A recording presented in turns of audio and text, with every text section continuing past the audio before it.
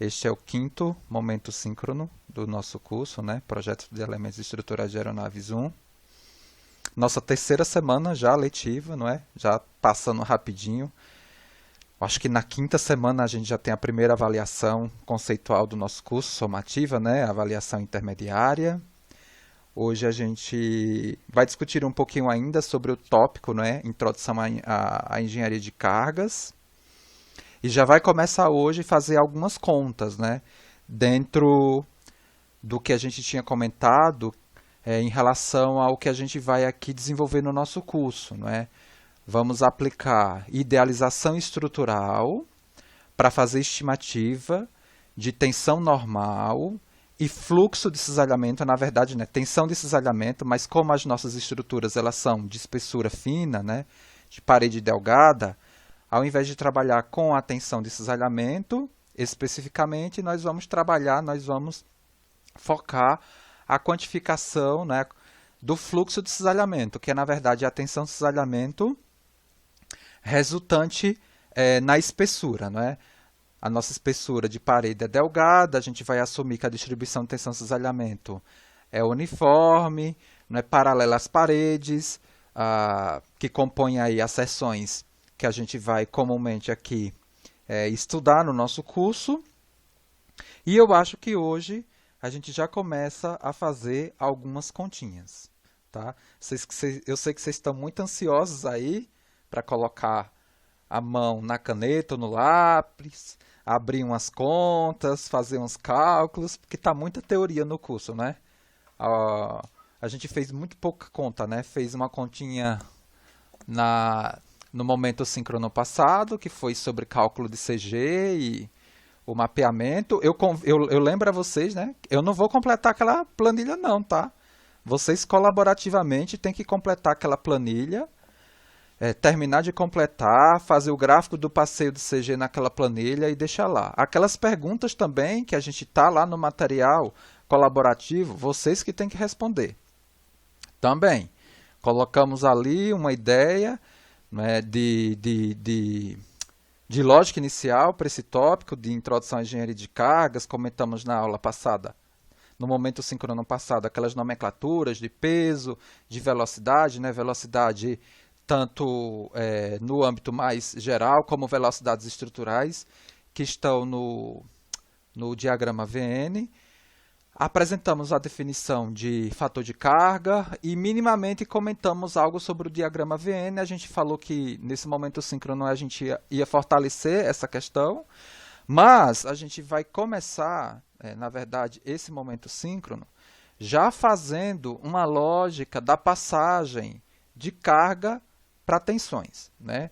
Claro, vamos discutir alguns elementos, né, de cargas ainda em aeronaves, mas já levar, vamos dizer assim, a nossa cabeça a pensar e a funcionar como um engenheiro de tensão, né? Um engenheiro de estresse, que está envolvido aí num processo de certificação estática de estruturas aeronáuticas. A gente, né, nós engenheiros de estresse, nós não estamos efetivamente preocupados com a engenharia de cargas, no sentido de, o que é que, né, como foi que veio, né, aquele envelope de carregamento que eu utilizei lá na minha análise, né, via elementos finitos, para fazer análise de tensão em todo o meu avião. A gente não se preocupa com isso. Tem um grupo lá, denominado grupo de cargas, dentro das tecnologias da fabricante, que vai caracterizar os casos de carga dentro, vamos dizer assim, de uma aderência com o que pede a base de certificação. Se vocês revisitarem a base de certificação, vocês vão ver lá, né, os diversos casos de carga que a base de certificação aponta. Por exemplo, vamos começar, né, Débora? Lá vem o professor, querendo que a gente trabalhe. Segunda-feira, logo de manhã, lá vem ele fazendo um monte de perguntas, né, Débora? O que vocês viram, né, no normativo, né, na base de certificação do FAR 25? Os casos de cargas lá, eles são, né, vamos dizer assim, em sua maioria, casos de cargas definidos como simétricos ou assimétricos? Um avião de carga e passageiro, ele vai ter muita manobra assimétrica ou manobra simétrica? Casos de carga simétrica. Simétrica, perfeito. E quando eu falo carga por manobra, ou seja, carga excitada pelo piloto, vem na minha cabeça que diagrama? Qual diagrama? Qual envelope? Né? Porque vai ser impossível a gente quantificar na vida útil inteira do nosso produto todos os casos de carga que esse avião vai vivenciar. Né? Na lógica de altitude, velocidade, né? Fator de carga. Então não tem como. Então por isso que a base de certificação caracterizou um diagrama que tenta representar a situação, a envoltória crítica, né, possível de carregamento que esse produto vai experimentar durante a sua vida útil. É tanto que ele define, né, fatores de carga lá, o normativo define fatores de carga lá extremos, né, no viés estrutural, tanto positivo quanto negativo. Vamos debater isso já já. Então, simétrica e o diagrama que a gente é, vamos dizer assim, convidado a trazer para a nossa aula, dentro dessa questão inicial de como é que as fabricantes caracterizam os casos de carga que vão compor lá os envelopes de carregamento nas análises utilizando elementos finitos, é claro, é via diagrama VN, né? O diagrama velocidade fator de carga. Mas muito também importante, eu vou aqui compartilhar a minha tela para a gente ir lá para aqui esse slide aqui colaborativo. É a gente começar, aí só me confirma aí alguém se já está transmitindo aqui a... Perfeito, começou. Sim, tá aparecendo aqui. Uhum. E aí me falaram que é melhor, eu não sei se vocês conseguem colaborar com ela assim, em modo apresentação. Alguém faz um teste aí, vê se consegue colaborar. Porque fica melhor depois para o vídeo. É interessante agora a gente começar a pensar da situação, né, de carga para tensão. E é tanto, né, que, na verdade, o que a gente vai começar a discutir aqui, essa definição que está aqui embaixo, eu não posso passar meu cursor para destacar, porque ele ativa essa barra aqui, né, horizontal inferior, né,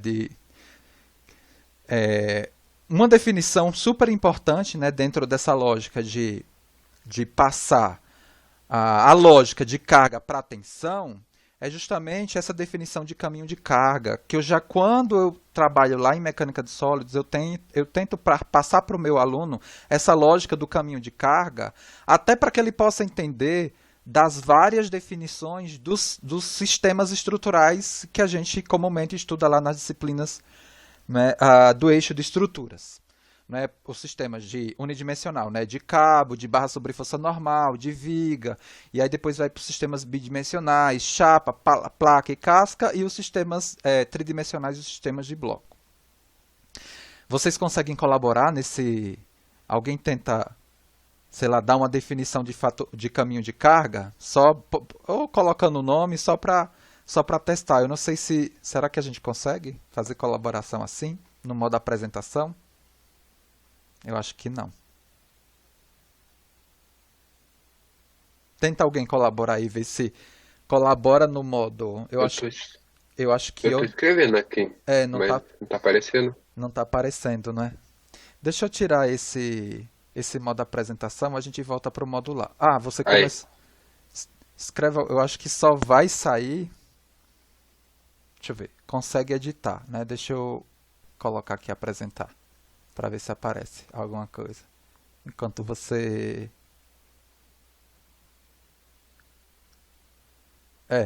ele apareceu, mas eu não sei. Vai tentando fazer aí e ver se vai aparecendo aqui. Sim. Então, o que eu quero discutir com vocês... E outra coisa, né? O caminho de carga, ele apareceu também, essa definição de caminho de carga, ele apareceu também quando a gente viu aquelas categorias estruturais, né? Quando da análise das filosofias de projeta-fadiga. Lembra que tinha caminho único de carga, né, tolerante a dano, caminho múltiplo de carga. Tá? dentro da filosofia, né, de falha segura. É justamente isso. Então, para a gente começar a pensar, né, de carga para tensão, a gente tem que enxergar tensão dentro daquela definição que eu gosto de trazer para o meu aluno. Não é? Deixa eu voltar aqui, eu acho que... tudo bem se eu ficar assim, ou vocês preferem a apresentação? Porque eu não sei se a gente vai conseguir editar. Fica ruim o vídeo assim? Quem já assistiu um dos vídeos do Momento Síncrono?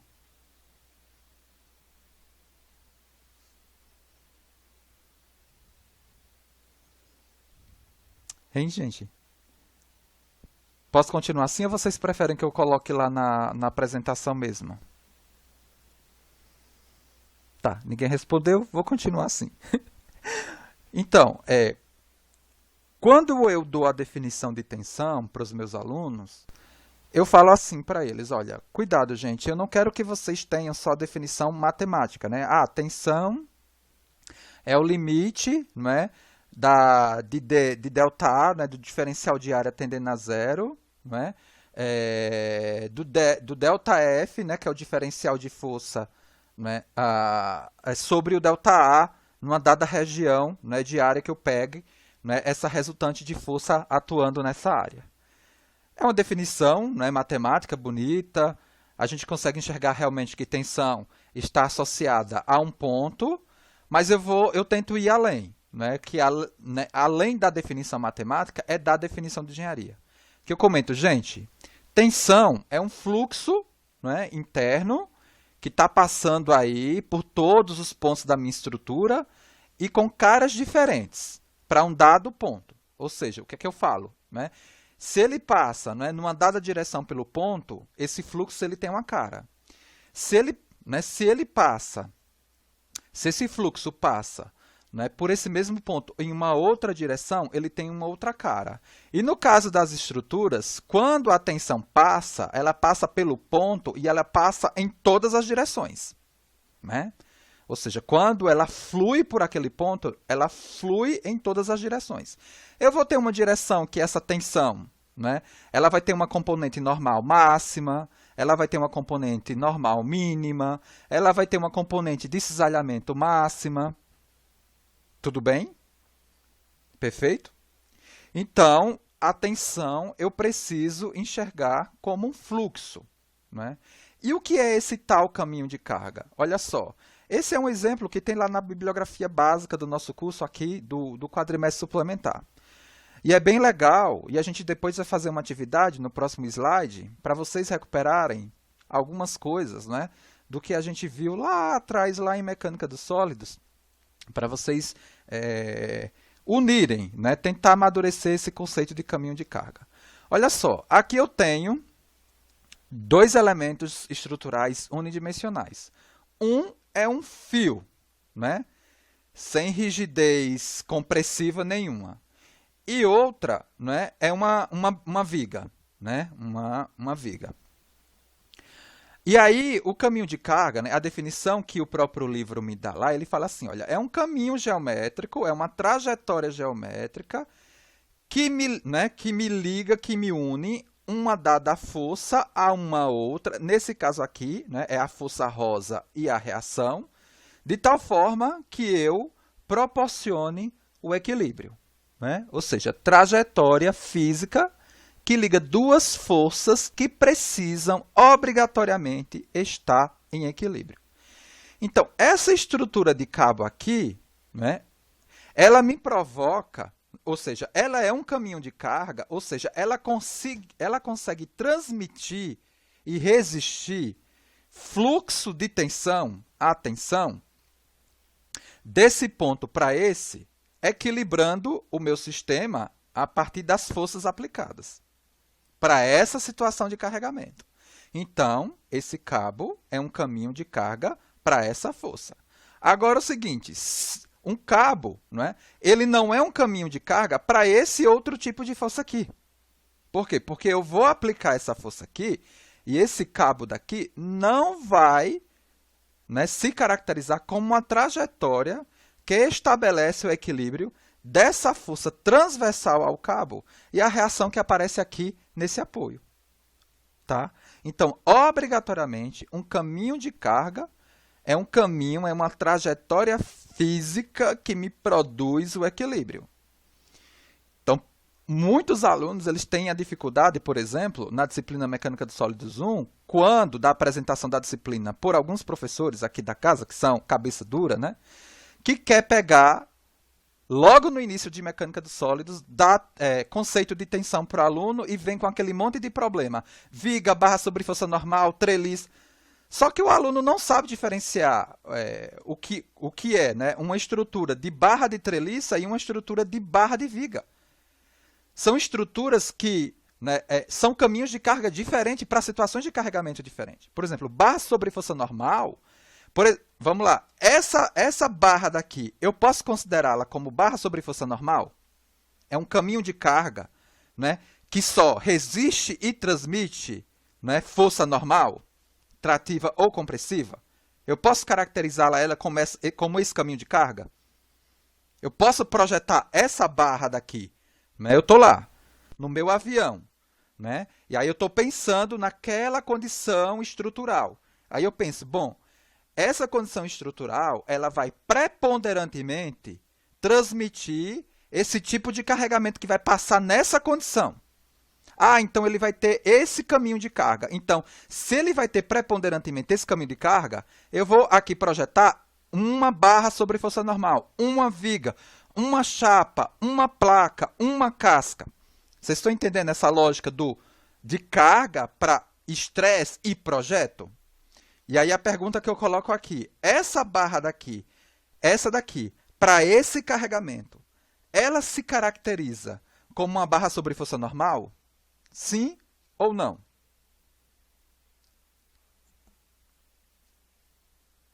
Não, Por quê? ela está com uma carga na direção longitudinal, né? Então, na verdade, seria como uma barra em flexão. Uma viga, perfeito, né? Ela está com uma carga transversal ao eixo da barra. Isso daqui jamais, né, pode ser caracterizado como um caminho de carga onde a lógica estrutural, onde o modelo estrutural, você aplica o modelo de barra sobre força normal. Não, isso não existe. Né? Isso daqui é uma barra cujo caminho de carga ele é governado pelo modelo de viga em flexão. Né? Só esse modelo de viga em flexão vai me garantir uma fluidez aqui interna, né, das tensões, que vai depois me virar uma reação de apoio aqui, de tal forma que eu consigo equilibrar esse carregamento com essas forças que aparecem aqui na minha vinculação, no meu apoio. Tá? Então, mais uma vez, caminho de carga é uma trajetória física que proporciona o equilíbrio entre forças atuantes e reativas, né? De um ponto para o outro. Ou seja, eu consigo fluir, né, de alguma forma, a ação dessa força internamente num viés de equilíbrio para um outro ponto. Ficou claro a definição de caminho de carga? E como é que eu penso nessa lógica do caminho de carga fluir tensão, que é o que a gente vai fazer agora, né? Porque eu quero avaliar o efeito dessa carga aqui dentro, ó, em todos os pontos da estrutura, para tomar decisão de engenharia. Né? Essa carga daqui, dentro, ela quebra, ela escoa, não é? Ela flamba, não é? Ela flamba localmente. Tá? Basicamente, são esses modos, né, de falha que a gente vai calcular, né, margem de segurança, né, são essas margens de segurança que estão presentes no relatório estático de certificação. Né? Um relatório estático de certificação, você vai ter margem de segurança para ruptura, escoamento, instabilidade, quando não é de uma situação de ligação, aí tem os modos de falha, de juntas, né? Ruptura ao cisalhamento, né, do parafuso, o pull-out do parafuso, o bearing, o cisalhamento da chapa, são todos esses modos de de falha que a gente vai precisar calcular a margem de segurança. Vamos lá. Vamos passar aqui e vamos treinar. Agora, a gente sai de uma situação, né, unidimensional e vamos agora para uma situação bidimensional. E uma situação bidimensional com vinculação, olha, só para quem nunca viu essa nomenclatura, né? Essa situaçãozinha aqui, né, de um cabinho, né, de uma hastezinha, ele impede um movimento, né, um grau de liberdade na direção da haste. E esse apoiozinho aqui, né, com essa configuração, ele impede 2 movimentos no plano, tá? Com essa representação. Ou seja, esse impede, por exemplo, a translação na vertical. Nessa situação, esse aqui, por exemplo, impede a translação na horizontal. E esse tipo de configuração aqui de apoio, ele impede a translação na vertical e na horizontal. Aí, a situação de estrutura, né, é bidimensional, a vinculação no plano e carregamento aí ele pode ser agora qualquer contido no plano. Olha, qualquer contido no plano que a gente está analisando. Se o carregamento é qualquer contido do plano, como é que eu classifico essa estrutura bidimensional? Ela é chapa, ela é placa ou ela é casca?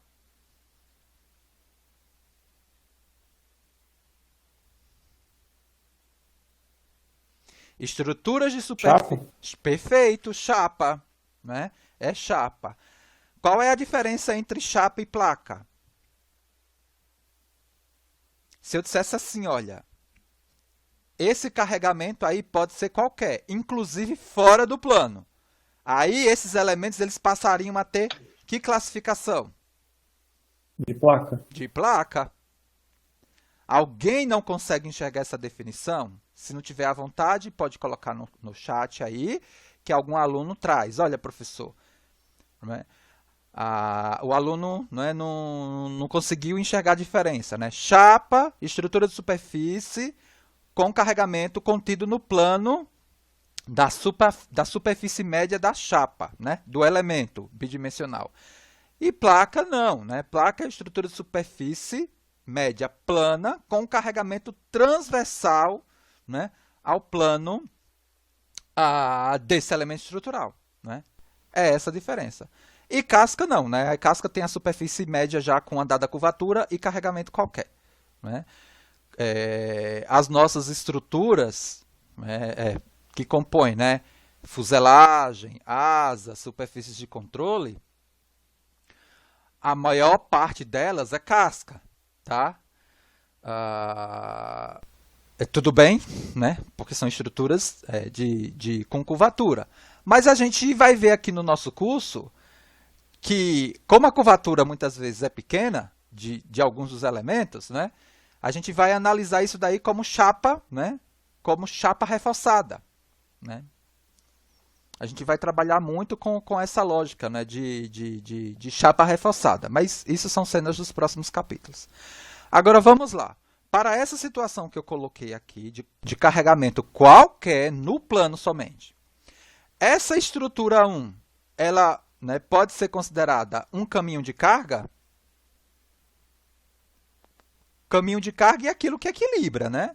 Eu aplico qualquer força aí que eu consigo equilibrar.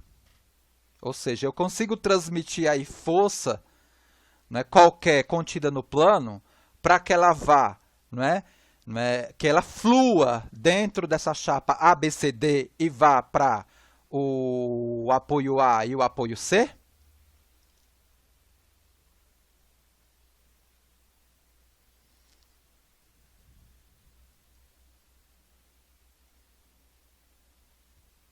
Hein, gente? Eu sei que é segunda-feira, o professor já começa já perguntando um monte de coisa, eu não quero participar. Quantas equações de equilíbrio a gente tem no plano? Porque é equilíbrio, né? Quantas equações de equilíbrio a gente tem no plano?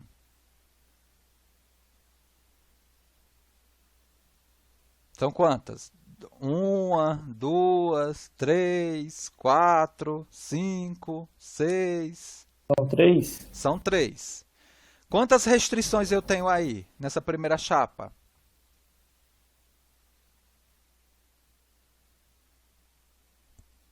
Quantas no apoio? São 3. Essas restrições são todas paralelas ou todas concorrentes? Se a resposta for não, essa chapa ela é um caminho de carga. Se eu tiver todas as reações paralelas ou concorrentes, essa chapa ela não vai ser um caminho de carga para qualquer carga aplicada no plano da estrutura. Por exemplo, a chapa 4, eu posso considerar ela como um caminho de carga, né, para qualquer carga contida no plano. Se eu vier com uma carga aqui, ó, horizontal, essa haste aqui, ela só impede, né, o movimento na direção da haste. Então, essa chapa daqui, ela não consegue, vamos dizer assim, ser um caminho de carga, ou seja, ela não consegue equilibrar essa força que vem da esquerda para a direita. Tá? Se eu pegar agora e falar assim, olha, essa chapa daqui é um caminho de carga para o peso próprio dela aqui, Sim. sim, para o peso próprio dela, ela acaba sendo um caminho de carga. Ficou mais fácil de entender agora essa definição de caminho de carga? É uma trajetória física, eu saio de carga, vou para a tensão, que é interno, e aí volta para a carga, né, reativa, no sentido que eu consiga, né, pensar no equilíbrio, recuperar o equilíbrio. Tá? E isso daí você vai aplicar muito no design, mas muito quando você for interagir com um desenhista, com um projetista, né? Mas o cara vai perguntar, mas e o caminho de carga aqui qual é? O que é que vai fluir preponderantemente nesse subsistema estrutural? Eu tenho que ter isso na minha cabeça. Senão eu vou querer matar uma formiga com uma bomba atômica. Eu vou querer sempre projetar uma coisa lá, né, absurda. Não, se eu sei que preferencialmente, né, só vai ter tensão, né, normal, por ação de uma força normal, carga externa normal, acessão transversal, eu vou projetar aquilo como uma barra sobre força normal. Não, olha, cuidado, que aqui pode ter realmente uma carga transversal ao eixo, então não dá. Isso daqui a gente vai ter que pensar numa situação de viga em flexão. Olha, muito cuidado, porque o carregamento aqui possivelmente vai torcer esse elemento estrutural. Então a gente tem que fazer uma configuração de tal forma que a rigidez torsional desse elemento estrutural aqui seja significativo. Olha, existe aqui uma interação entre esse elemento e esse elemento. Se a gente não construir um outro subsistema estrutural aqui, a gente vai passar um momento, né, dessa estrutura para essa, que originalmente a gente não estava pensando. É esse espírito que eu quero que vocês saiam desse momento hoje, amadurecidos nesse sentido, porque é tanto que a gente não está fazendo muita conta, né, nesse tópico, né? Eu não vou fazer conta, por exemplo, dos exercícios que tem lá no livro do Megson sobre esse tópico. É basicamente exercício de estática e de dinâmica. É equilíbrio de força, né? Se você pegar a aula 3A e 3B o material, principalmente a aula 3B, quando ele apresenta lá, né, ou na própria 3A, que ele pega lá o avião e coloca lá o diagrama de corpo livre do avião, né, em termos das resultantes aerodinâmicas na asa, na empenagem, né? E aí isso daí é aerodinâmica, é o que tem de diferente, vocês já estudaram, mas no mais, para equilibrar essas forças é estática. E depois quando você tem a aceleração do avião, e aí vem a dinâmica, são contas de estática e de dinâmica. Eu não vou perder tempo fazendo exercício, colocando uma situação de avião, né, representada lá por diagrama de corpo livre, por um conjunto de forças vertical e de momento, e eu peço, por exemplo, uma força na empenagem, e você vai ter que fazer somatório dos momentos em torno daquele ponto zero, somatório das... Não. Isso daí vocês conseguem aprender sozinho. Isso daí vocês conseguem enxergar sozinho. Agora sim, tem tópicos de carga, como eu falei, que era uma introdução, que aí precisa de um aprofundamento maior. Ah, eu tenho interesse nesse tópico, eu quero estudar o método Schrank, eu quero estudar um outro método lá para estimar sustentação e asa. Isso é uma outra história, como é que ele calcula a distribuição de sustentação, como ele faz a passagem da sustentação para os esforços. Isso daí, né, é como eu falei, teria que ter mais aula. Não é a lógica da disciplina. A lógica da disciplina é isso que a gente vai vivenciar agora. A partir desse momento, olha, é isso daqui que eu quero de você. Eu tenho uma carga num dado subsistema estrutural, não é, que me provoca flexão, não é, e aí a seção do meu material é uma seção tipo, por exemplo, cantoneira.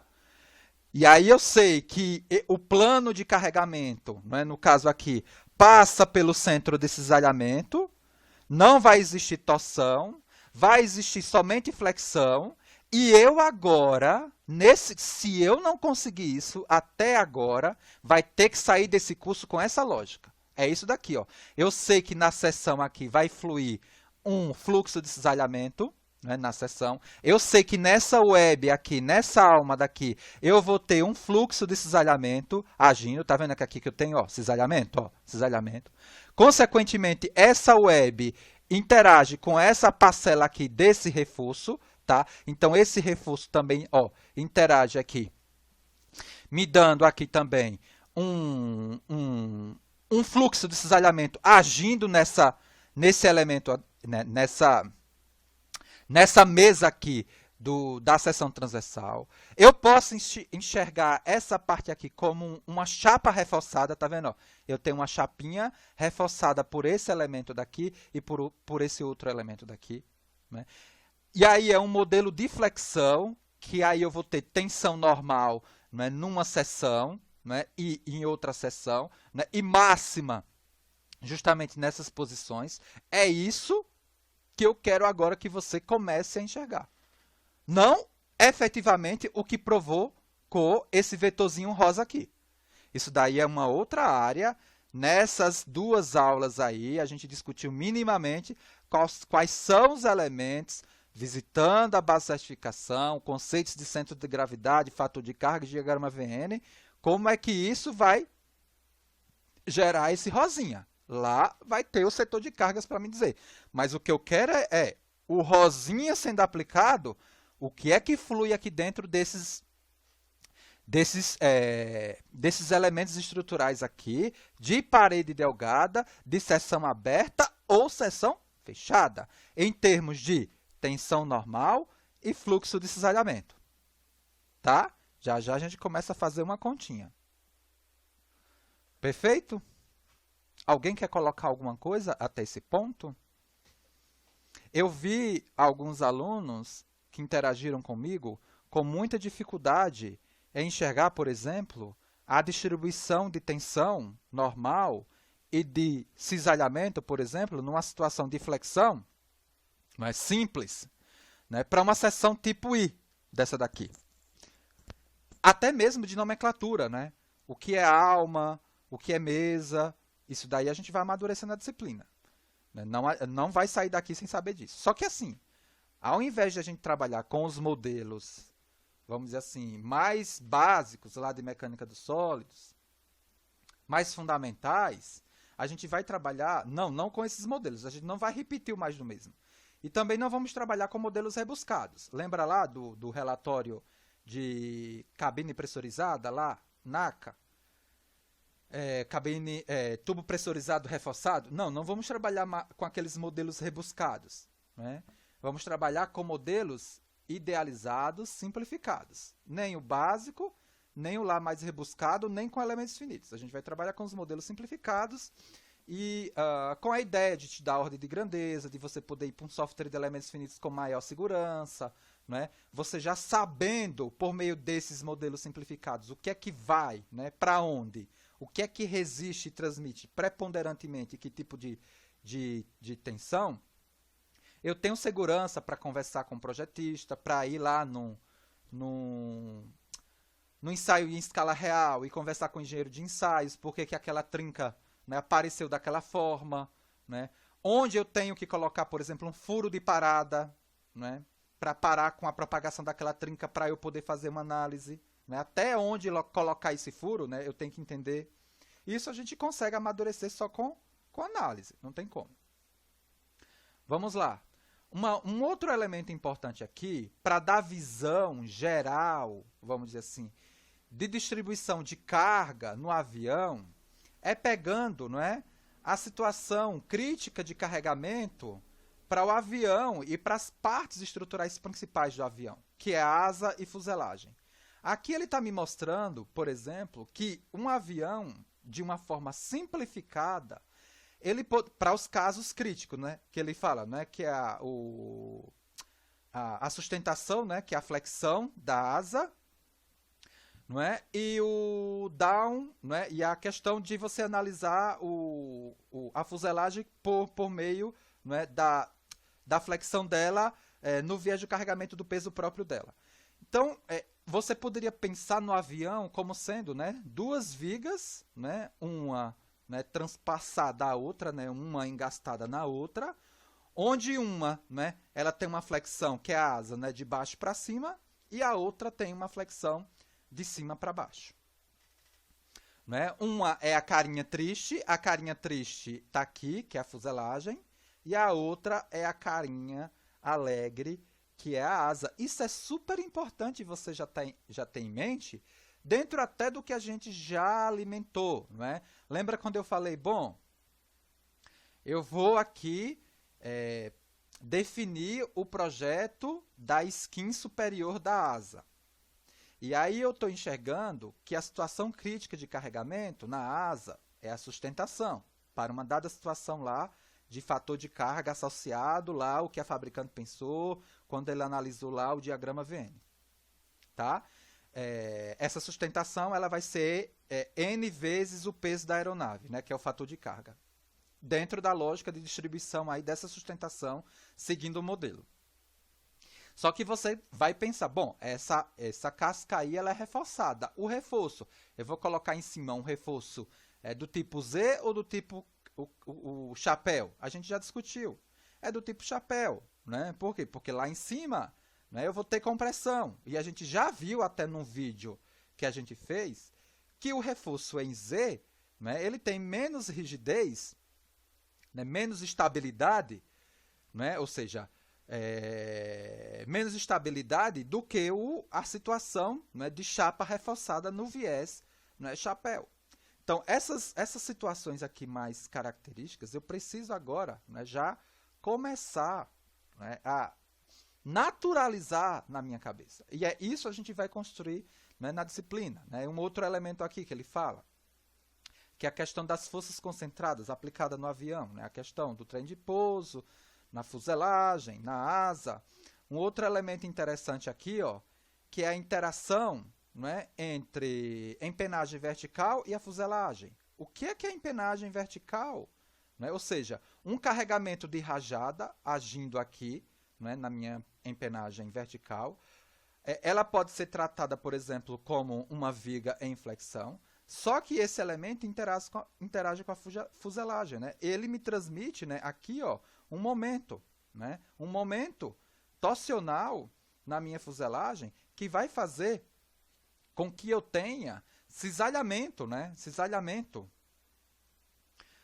na minha fuselagem, nessa região aqui, né, de interação entre empenagem vertical e fuselagem. Aí ele me dá uma situação de asa, né, clássica, que a gente já comentou, né?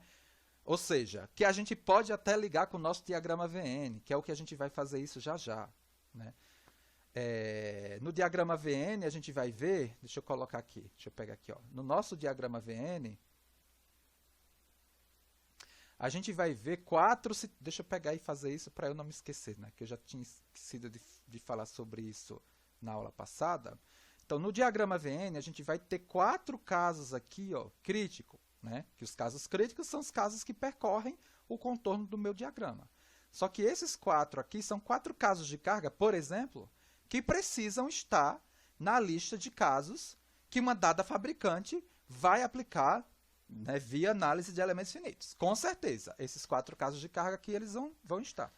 E esses 4 casos de carga aqui, né, isso tá lá no vídeo, né, eu detalhei no vídeo, eles vão me provocar aqui, ó, flexão no meu elemento lá, na minha asa. Seja flexão do intradorso, do extradorso, do bordo de ataque, do bordo de fuga, ele me coloca até aqui um resumo dessas 4 situações e veja qual é a condição que ele me coloca aqui, ó. Ele me coloca um perfil aqui, ó, I, né, que vai constituir aí, sei lá, um perfil de longarina, de SPA na minha asa, justamente para organizar isso na minha cabeça, no sentido do que vai estar sendo comprimido e tracionado para cada uma dessas situações, né, críticas de casos de carga do diagrama VN. Tá? A situação mais AA, veja o que é que ela comprime, o que é que ela traciona, né? Aqui, né, bordo de ataque, bordo de fuga, né, extradorso, intradorso. Então, eu sei que esses casos de carga na asa, eles vão me provocar flexão. Está aqui mostrando. Né? Eles vão me provocar... Ah, e aí uma outra coisa. Né? Quem disse que esse plano de carregamento aí vai coincidir, vai passar, né, pelo centro de torção, centro de cisalhamento? Possivelmente não. Então, na asa, além de eu ter a flexão, eu vou ter que analisar a torção. Né? Por isso que a asa, a gente, né, geralmente estuda, né, de forma simplificada, como uma viga caixão, né? Uma viga fechada. Por que fechada? Porque as seções fechadas ela tem rigidez torsional maior que as seções abertas. Tá? Aí, claro que você tem o viés aerodinâmico, né? O perfil aerodinâmico, a gente vai estudar de forma simplificada, mas a gente vai enxergar, né, que realmente, né, o perfil fechado ele tem uma rigidez torsional maior. Então eu já estou vendo que, né, dentro da lógica do diagrama VN, eu vou excitar flexão, né, consequentemente eu vou excitar nos meus elementos estruturais tensão normal, tensão de cisalhamento ou fluxo de cisalhamento, eu vou excitar torção, consequentemente vai ter fluxo de cisalhamento lá, né, passeando nas minhas estruturas por conta da torção. Eu vou ter interação entre os subsistemas estruturais.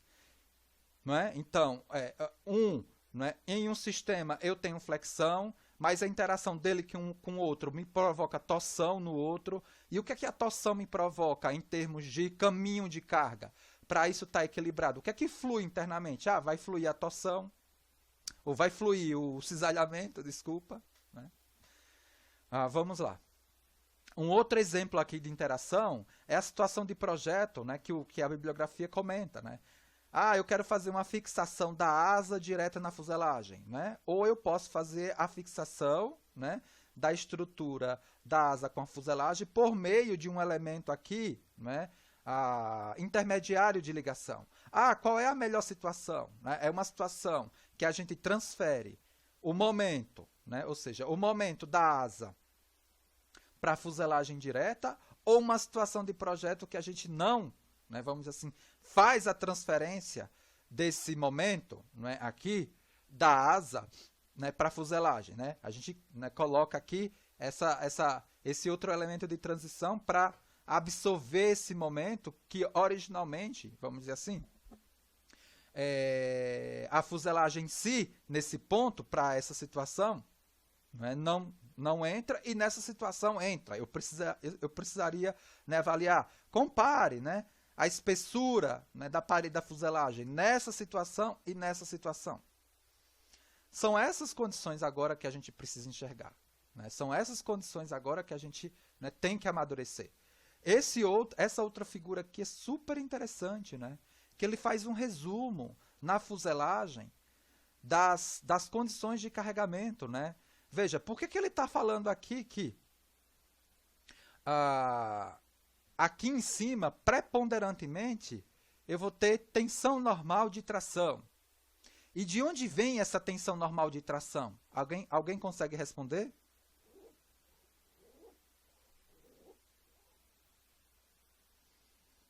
Se você pensar dica, né? Se você pensar o avião como duas vigas, né? Uma engastada na outra, com o carregamento crítico, vamos dizer assim, aplicado em uma situação, né, na viga representando a asa e na viga representando a fuselagem, você já consegue enxergar, em cima realmente, né, para a situação de carregamento que eu vi, né, no modelo simplificado, aí em cima, preponderantemente nessa região, é tensão de tração. E por que carga de fadiga? Por conta da pressurização que a gente vai ter, não é? Que aparentemente a gente pode pensar como um carregamento dinâmico, mas a discussão que se faz nessa própria bibliografia, né, pensando em um carregamento só, né, ele pode ser substituído por uma condição de carregamento quase estático mesmo, ao invés de eu pensar como um carregamento dinâmico. Fazer análise de fadiga, né, analisando aí o carregamento como um carregamento quase estático. Tá? Na traseira, né, por que aparece aqui, né, shear na traseira da fuselagem? Por que aparece o shear aí? Justamente pela interação, né, da empenagem aqui vertical com a fuselagem, sabendo-se que aí vai ter um momento torsional e aí essa fuselagem traseira aí, né, a skin, a gente vai ter que tomar cuidado aí, porque o carregamento de shear, tá, de cisalhamento, é um carregamento significativo, né? Superposto aí é o carregamento de fadiga, porque é um tubo pressurizado. Aqui na frente, né, é o carregamento de pouso, né? O carregamento estático, da interação entre o trem de pouso, né, e a fuselagem, né, a fuselagem dianteira. Legal. E agora, né, antes da gente começar a destacar, né, a questão dos modelos simplificados, vamos fazer aqui um resumo sobre a questão do diagrama VN. Olha só, eu não coloquei um material ainda de apoio, eu sei que na nota de aula, que é na aula 3A, vocês têm aí um exemplo de diagrama VN, né, de um dado avião, de manobra e de rajada. Eu vou colocar um material de apoio, né, que foi até um material de apoio que a própria uma das minhas alunas de trabalho de graduação, que está fazendo aqui, a Cauane, né, que está fazendo a disciplina com vocês, que foi um artigo que ela conseguiu, né, que é de um autor que me apresentava, que me apresenta, né, na verdade, o passo a passo para se caracterizar um diagrama de manobra e de rajada de um dado avião, eu não sei se é de transporte de carga e passageiro, eu não lembro, né, se é de médio, eu não lembro, né, mas utilizando não a FA25, utilizando a base de certificação europeia, mas por conta da questão do Sistema Internacional de Unidades, que é mais fácil para a gente enxergar por conta que a gente está mais acostumado a trabalhar com o Sistema Internacional de Unidades. E aí, eles vão te dar todos os elementos. E é uma coisa bem simples, né, de se fazer. Qual é o importante do diagrama VN? É você entender qual é a definição de fator de carga, que a gente já deu, no caso, né, no momento síncrono passado. É aquela razão entre todas as forças numa dada direção menos o peso sobre o peso. Né? Eu já sei que para um voo nivelado sem aceleração, o fator de carga vale 1, ou seja, a sustentação é igual ao peso. Se o piloto faz alguma manobra numa dada velocidade, ele vai excitar fatores de cargas diferentes de 1, tudo bem? O normativo, ele me estabelece um fator de carga máximo e um mínimo, e é justamente, né, esses limites horizontais do diagrama VN que me caracterizam aqui os limites estruturais, tá vendo? Ó? E aqui ele está me mostrando aqui os limites para carga limite e para carga última. Tá? Sem o fator de segurança multiplicado e com o fator de segurança multiplicado. Aqui a gente vai ter uma área de danificação, que ele chama, né, que é a área de deformação plástica. Se eu estou, né, no viés de fator de carga última, passou desse limite aqui, eu vou ter problema de falha estrutural. Uma outra definição importante foi a definição das velocidades normativas, das velocidades estruturais, que o Rafael nos ajudou muito na aula passada, né, a entender Por que que o diagrama VN ele tem que estar com, né, a velocidade associada, é a velocidade indicada, né? Porque aí o piloto não precisa ficar fazendo conta, né, para saber se ele está ou não dentro do envelope. Mas outras duas regiões super importantes são essas duas regiões aqui, ó, quadráticas, que são regiões que são calculadas por meio de conceitos aerodinâmicos. Ele vai ligar, na verdade, vocês vão ver lá, né, no vídeo, na nota de aula, que ele vai ligar, né, a definição de fator de carga com velocidade por meio das relações aerodinâmicas clássicas, né? Aquelas relações que você tem, que você aprendeu na aerodinâmica.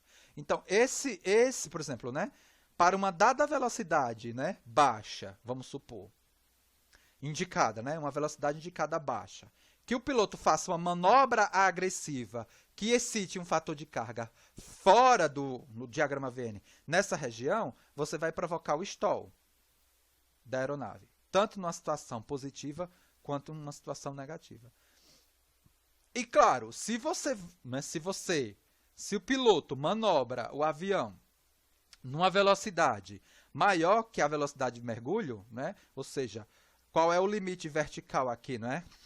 Vertical direito do diagrama VN. Você também vai ter problema estrutural. Aí, tá? Bom, com isso a gente finaliza, né, esse tópico de introdução à engenharia de cargas. E agora a gente começa com o tópico já, não é, de carga para tensão, né? Pensando, né, como a gente vai conseguir quantificar o danado dessas tensões normais e fluxo de cisalhamento nessas estruturas aí que o professor está falando, né, de asa, fuselagem, né, e superfícies de controle. Eu estou aqui, na verdade, ligando aqui a minha lousa virtual. A gente vai começar a fazer umas continhas aí. Mas eu estou sentindo vocês muito caladinhos. O que foi? Vocês querem colocar alguma coisa? Ficou com alguma dúvida? Tem uma pulga atrás da orelha em relação ao material que você viu de cargas? Tem um ponto muito interessante da aula 3A que me mostra, né, como você sair do diagrama VN para casos de carga. Dá uma olhada lá. Ele me dá um exemplo, isso para Avante, né? Isso para Avante, né? Como é que eu saio, né, do diagrama VN e caracterizo uma situação, né, de caso de carga para analisar a asa de um Vante. E utilizar até, a gente mostra lá, né, como utilizar um software de elementos finitos para fazer estimativa, né, de tensão e deslocamento, né, nos elementos lá estruturais da minha longarina, da asa, por exemplo. Nada, gente. E em relação às 2 primeiras semanas do material, ficou melhor nessa segunda a quantidade de atividades? Foi mais tranquilo?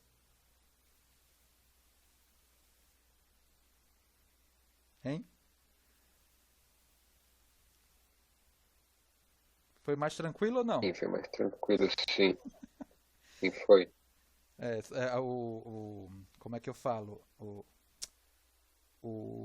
A avaliação diagnóstica foi pesadinha, né? Uhum. Deixa eu vir aqui para Acho que eu estourei o dobro do TPI aí nesse. Desculpa. Mas vai compensar nas outras, né? Vai compensar agora nas outras. Vamos aqui. Eu vou...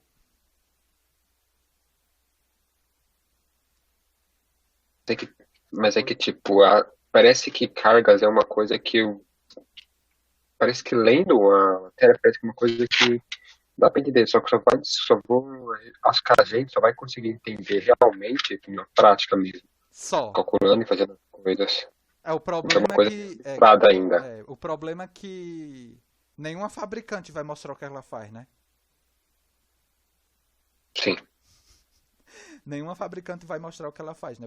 O que se tem, né, são essas situações clássicas, né? Por exemplo, que são de conhecimento universal. Por exemplo, o método Schrank, que até o pessoal do aerodesign aplica direto, né, para fazer o projeto da asa, né, do avião radiocontrolado, né?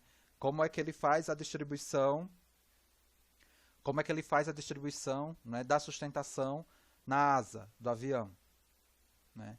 Isso também está na nota de aula bonitinho, mostrando qual é o relatório NACA que fundamenta essa metodologia. Mas os casos de carga, vamos dizer assim, envelope de carregamento bonitinho, né? Isso é um curso por si só, né? Um curso de cargas. Vocês têm que procurar, né, material, por exemplo, tem um material do Scode, né, também que é muito resumido, mas tem um livro na biblioteca muito bom sobre isso, né?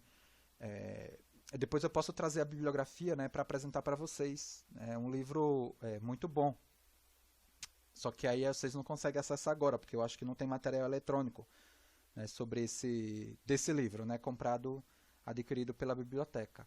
Mas é como eu falei para vocês, né, muito cuidado, porque o curso em si não é um curso de cargas, né? A gente utilizou 2 momentos síncronos, na verdade, um momento uma semana e meia, basicamente, nem meia, né? Porque a gente vai utilizar agora o restante da aula para já começar a trabalhar nessa questão da idealização, né?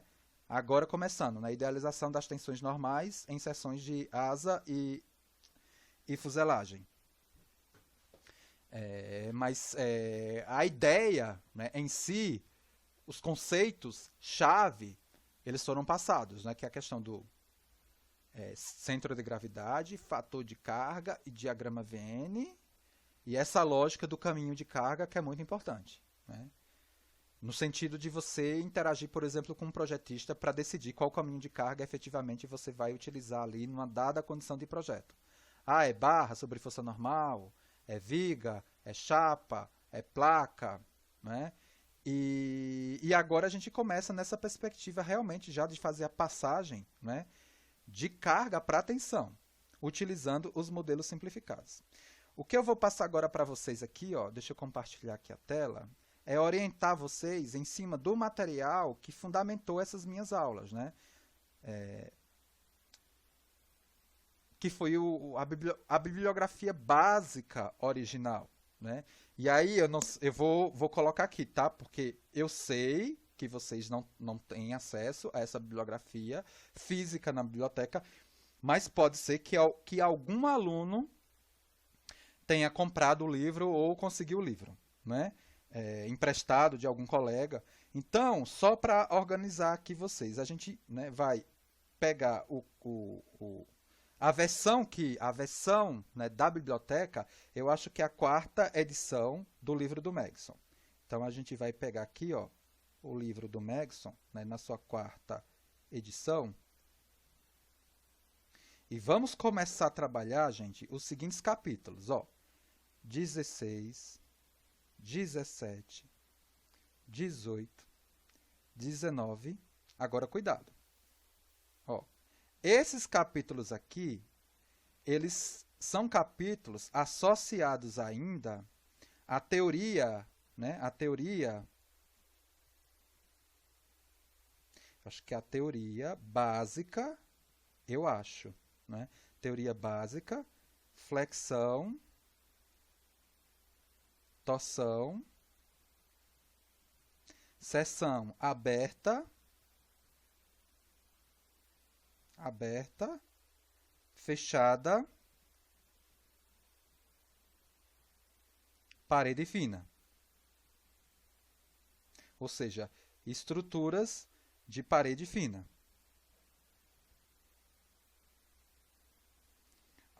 Alguns aspectos disso daqui a gente vai discutir, mas a gente não vai discutir, né, vamos dizer assim, para a situação da seção aberta e fechada de parede fina no seu viés pleno. Não vamos fazer isso. Por isso que a gente fez aquela avaliação diagnóstica, para meio que dar uma chacoalhada em vocês, né, para quem nunca viu alguns conceitos, procurar entender. Claro que a gente vai se ajudar se a coisa estiver difícil, mas a gente não vai, vamos dizer assim, utilizar fortemente e aplicar fortemente isso aqui, porque o que a gente vai agora, ó, é trabalhar com os capítulos, ó, 20, 21, 22, 23 e 24. Porque são esses capítulos aqui que a gente vai apresentar a questão da idealização estrutural. Como prometido no vídeo, porque assim, uma coisa é eu fazer no vídeo lá um áudio de um desenvolvimento que está presente lá na nota de aula, na transparência.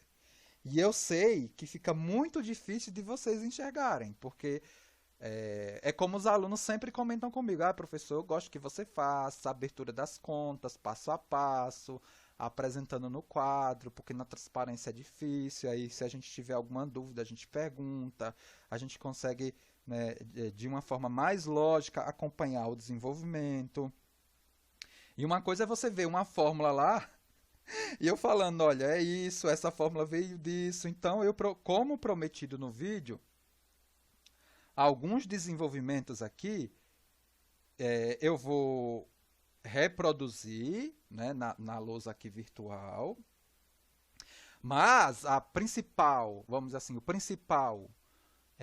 a principal dinâmica aqui do momento síncrono é fazer exercício, é fazer aplicação, para que a gente possa tirar a maior, né, vamos dizer assim, a maior quantidade de dúvidas possíveis nesses exercícios, no sentido de vocês depois trabalharem colaborativamente. Se eu tivesse numa sala de aula presencial, o que é que eu poderia fazer, né? Ao invés só de eu fazer o exercício, eu iria, sei lá, 1 hora de aula eu faço um exercício e na outra hora vocês fazem um exercício similar àquele que eu desenvolvi nos grupos, eu interagindo com os grupos. Foi isso que eu fiz, por exemplo, durante a primeira parte do nosso curso de elementos finitos nesse ano, antes do SE. O curso eu estava desenvolvendo assim. Eu não sei se tem alguém que está fazendo PEA1 comigo, que fez elementos finitos comigo nesse ano. Eu estava fazendo assim. Por quê? Eu fiz, professor. Foi exatamente assim. Porque o que é que acontece? Uma coisa é você só ficar escutando o que eu estou fazendo. E outra coisa é você praticar. Ali já na aula. Tinha aluno que tinha resistência. Tinha aluno que não queria. Falei, não, você tem que fazer. Por quê? Porque você não vai ter tempo de fazer. Eu sei que você vai fazer estágio do outro lado da cidade. E só vai fazer esse exercício 1 semana antes, ou quiçá, um dia antes da prova. Não vai conseguir. É muito conceito. É muita habilidade que precisa ser desenvolvida. Agora, aqui no virtual, a colaboração eu estou tentando, né, provocar por meio dos exercícios que vocês vão fazendo. Mas aqui no momento síncrono, tudo bem que tem professor que consegue, mas eu não sei se eu conseguiria separar em grupo. Eu acho que aí as condições elas não são ideais. Pode ser que você tenha o irmãozinho do lado enjoando. Porque eu poderia fazer um grupo assim, agora eu vou fazer um exercício e vou dar meia hora para vocês remotamente conversarem e fazer um exercício. Pode ser uma atividade ou outra? Pode, mas eu acho bem complicado. É por isso que assim, na minha cabeça, o presencial, gente, é insubstituível. Esse momento veio para nos amadurecer? Veio, com certeza. A gente não vai ser o mesmo, né? Não vamos ter as mesmas práticas docentes de antigamente. Não vamos. Vamos utilizar a AVA para fazer gestão de disciplina, tudo. Vamos utilizar esses recursos? Vamos. Agora, o momento presencial, de interação, de dinâmica, só veio para confirmar na minha cabeça que é insubstituível. Não tem como. É insubstituível. Então, o aluno que confirmou aí em elementos finitos, eu estava fazendo isso. E muitas vezes ele pode até me falar, não era? Eu passava um exercício que eu só trocava o número. E tinha aluno que tinha muita dificuldade. Eu tinha acabado de explicar o negócio.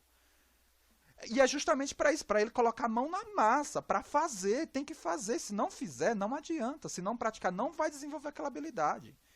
Então tem que interagir ali já naquele momento. Então vamos lá. Gente, olha, pelo amor de Deus, muito cuidado. Cada livro, eu faço questão de falar essas coisas, cada livro ele vai ter uma anotação. Cada livro ele vai ter uma anotação. Por exemplo, o que é que acontece? A gente vai utilizar muito o modelo de flexão aqui, né? A gente vai apresentar o modelo de flexão, né, pura, flexão simples, flexão composta, isso tudo simétrica, depois flexão assimétrica, vai vir tudo, né, todas as possíveis expressões para se fazer estimativa de tensão normal. Vamos pegar a mais básica, né? Eu estou numa situação de flexão pura, né? A única tensão que tem presente é a tensão normal. Eu peguei uma dada condição aqui, ó, de viga, num carregamento, né, que vai me dar, num carregamento que vai me dar a flexão pura. Não é essa situação, tá? Desculpa. Deixa eu voltar aqui. Não, essa situação me dá, né? Porque somatório das forças verticais eu não vou ter momento. Essa situação vai me dar flexão pura, sim. Eu tenho um momento aqui aplicado. E como reação de apoio aqui, eu só vou ter, né, a própria carga-momento aqui aplicada, né? Porque eu não tenho nenhuma carga vertical nem horizontal, então aqui eu não tenho, né, nem reação vertical, nem reação horizontal. E aí eu vou... olha só, gente, é isso que eu quero comentar. Cuidado que o livro do Megson, ele tem uma outra convenção. Se você pegar uma outra bibliografia, ele vai ter uma outra convenção. Gente, é convenção. Muito cuidado, porque para não pegar os exercícios do Megson, ver uma resposta ou ver uma fórmula e aí comparar com as fórmulas que tem na nota de aula, nossa, tá tudo errado. Não, não é que tá tudo errado, gente. Só foi a convenção que foi diferente. Então tenha muito cuidado. Geralmente eu pratico essa convenção aqui nos meus cursos. E até eu vou mudar agora, porque... não, é isso mesmo, XY. Né? É isso mesmo. Ou seja, o X, né, positivo da esquerda para a direita, o Y positivo de cima para baixo, e na minha seção transversal, né, ou seja, essa viga aqui, sei lá, é constituída de uma seção transversal, por exemplo, do tipo retangular, e os eixos da seção, eles são, né, o Y, né, nessa vista aqui, né, eu estou vendo essa vista daqui, ó, né, aqui a vista lateral, aqui a vista frontal, né, vamos dizer assim, e o eixo Z aqui. Tá? Então, no plano da minha seção transversal é YZ. Aí, as expressões que eu dou, né, para estimar, por exemplo, tensão normal, ou seja, a tensão normal que aparece é na direção X, e a expressão que eu dou é essa daqui. Momento, inércia em Z, vezes a posição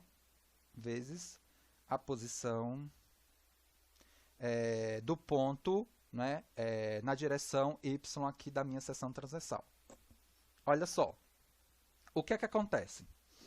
Aí, a gente também tem uma convenção de momento fletor, né? A convenção de momento fletor. O momento fletor que me provoca o sorriso é positivo e que me provoca a carinha triste é negativo. Bom, vamos enxergar aqui essa carinha alegre e essa carinha triste aqui na seção transversal quando o vetor momento é aplicado, né? Porque esse vetor aqui, ó, esse vetor que me provoca, né, um momento assim na carinha alegre ou na carinha triste, é o momento aqui MZ. Tudo bem? A gente até pode denominar aqui já de MZ. A gente está considerando aqui, né, esse tipo de flexão no plano XY, onde o momento que me provoca, o polegar, gente, o polegar, momento é um vetor. O polegar, ele segue a direção Z. Vou colocar aqui, ó, só para tentar fazer, para não poluir o desenho. Vou colocar aqui a minha seção, de novo. Vou colocar o eixo Z aqui. Vou colocar o eixo Y aqui. E vou colocar um momento aqui. Deixa eu pegar aqui uma cor aqui diferente. Vou colocar geralmente, a gente representa momento por um vetor com duas flechinhas, onde essas duas flechinhas, ela indica para onde vai o polegar. Né? E aí você vê a tendência de giro, né, que acontece. É como se você pegasse o macarrão de piscina, que geralmente eu faço, né, no meu aluno, no presencial, e faço a flexão do macarrão de piscina para fazer o sorriso e a carinha triste. Olha só. Nesse caso aqui dessa estrutura, a gente consegue enxergar que esse momento ele vai fazer com que essa fibra superior ela tracione ou comprima.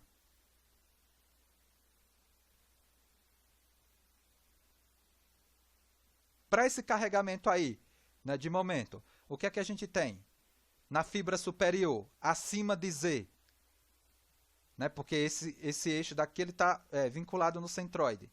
Essa parte aqui superior, para esse carregamento, ela traciona ou comprime?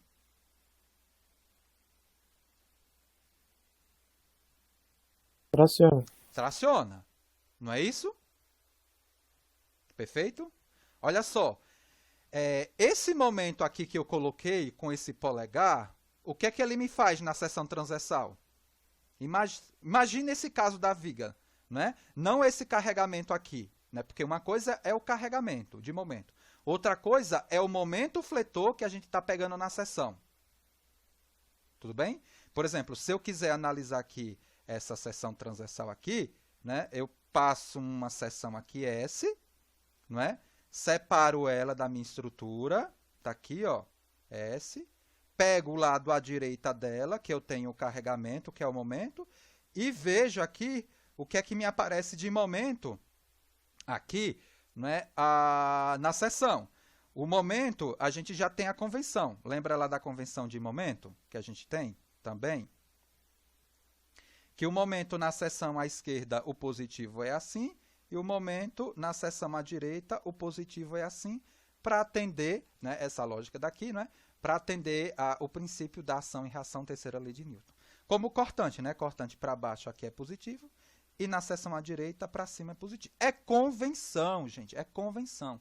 Nesse caso aqui, o que eu estou falando, eu estou assumindo aqui que ele vai ser, vou colocar aqui, né, o momento na seção, eu estou assumindo ele, entre aspas, positivo, mas eu posso fazer aqui, ó, eu posso fazer aqui o cálculo, né, para garantir. Né? E aí eu faço, né, somatório dos momentos na seção igual a zero, aí eu vou ter o quê? Menos ms, né, menos o ms, menos o m, igual a zero. Então, eu sei que nessa seção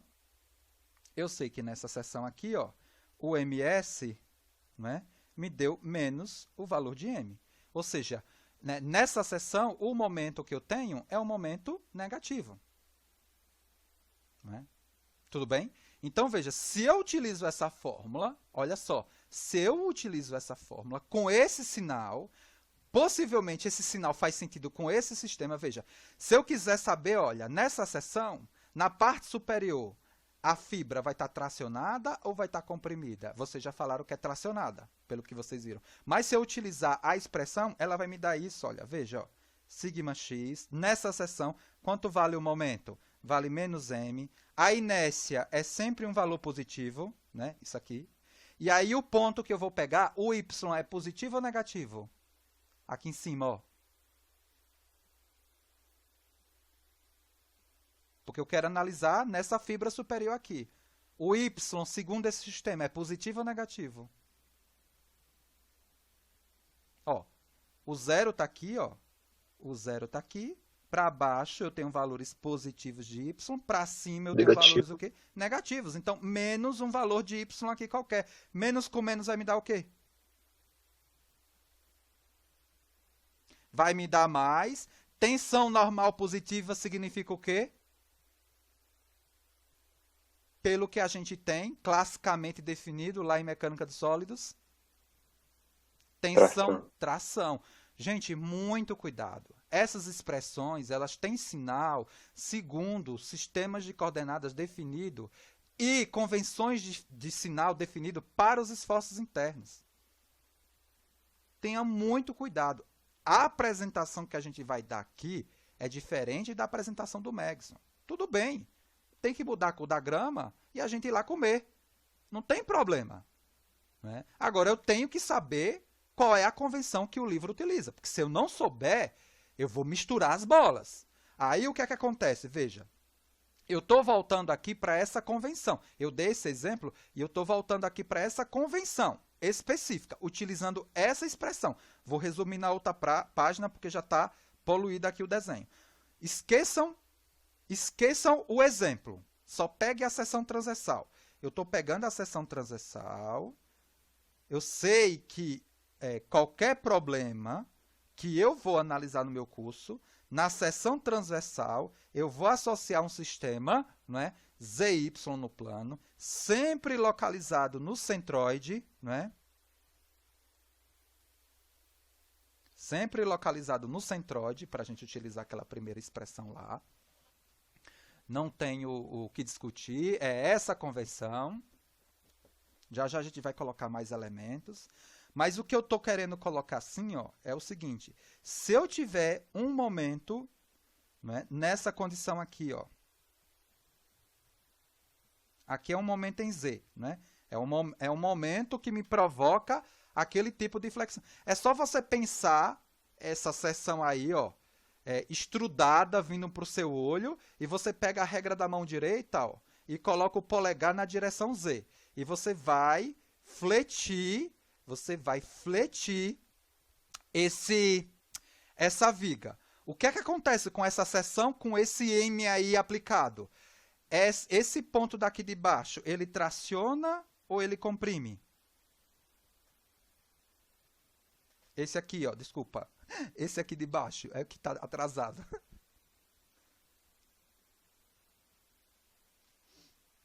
Estou colocando vocês para pensar um pouquinho. Esqueça o exemplo anterior. Agora eu estou com uma seção transversal qualquer, né, porque eu estou estabelecendo aqui a nossa convenção. Eu tenho uma seção transversal qualquer, eu já sei que o X fura o seu olho, positivo, e no plano eu sempre vou ter Y e Z. Aí eu estou colocando aí esse momento, é um momento carga. É um momento carga. Deixa eu aqui de compartilhar, deixa eu voltar aqui.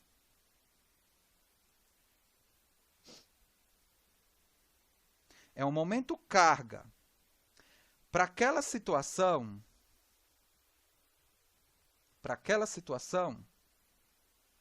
descrita agora há pouco, na nota de aula,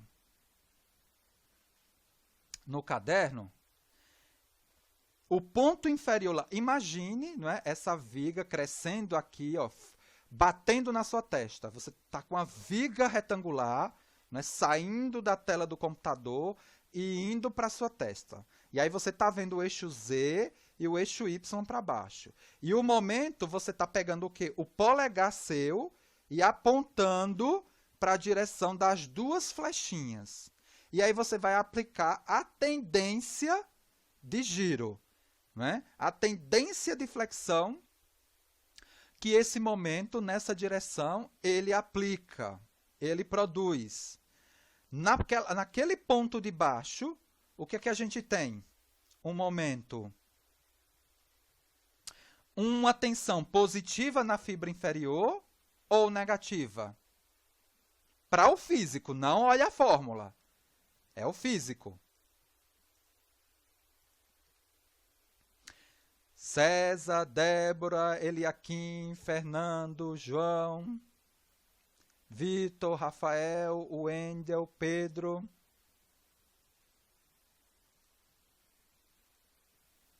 Conseguiram enxergar ou está difícil?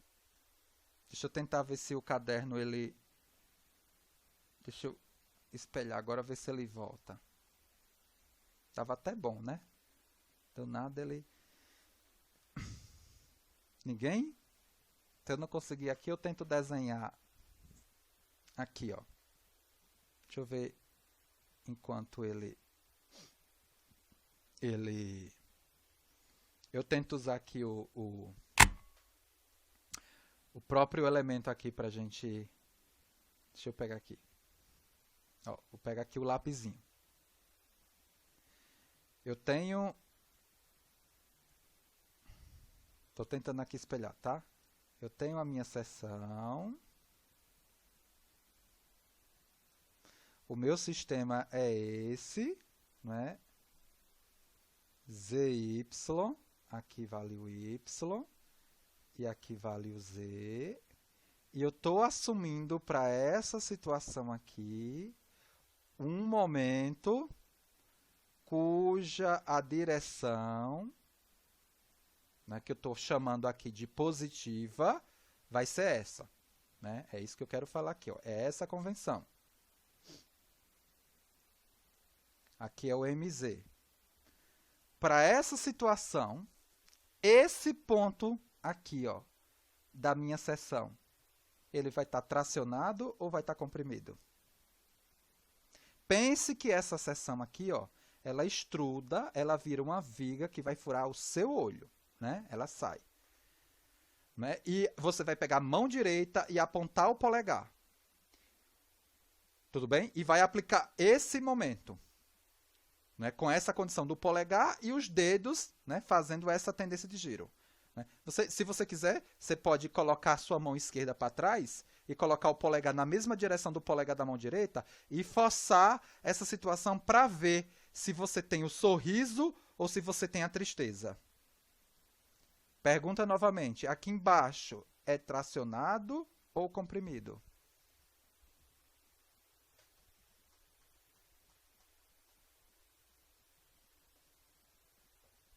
Hein, gente? Não conseguiram enxergar? Comprimido? Tracionado. Ó, vamos lá. O que é que acontece? Pega o polegar da sua mão direita e joga no sentido desses dois vetores. Né? Porque a representação de momento é isso. Você está com a mão direita. Tá? E aí, o que é que você tem como tendência de giro? É horário ou anti-horário? Vai ser anti-horário. Se você pegar tanto a sua mão direita quanto a sua mão esquerda e você pensar, por exemplo, em aplicar essa tendência de giro numa régua, pega uma régua aí flexível que você tenha em casa, você vai ver que o que é que vai acontecer com a fibra inferior da régua para esse carregamento. Você pode até colocar a seção da régua nesse mesmo sentido. Né? Ou seja, ela saindo da tela do computador, você pegando o polegar, jogando na direção Z, e aí você vai ver. Né? A parte inferior da régua, ela vai estar tracionada ou vai estar comprimida? Tem régua aí próximo? Ou pode pegar uma folha que você tem, ó. Você pode colocar a folha não na maior altura, porque aí vai ser difícil você fletir, mas você coloca a folha deitada. Coloca a folha deitada, né?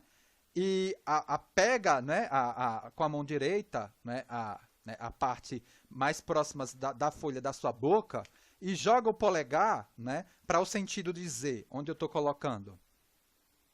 E aplica o momento. Você vai ver onde é que está tracionando a folha. É na parte inferior ou na parte superior?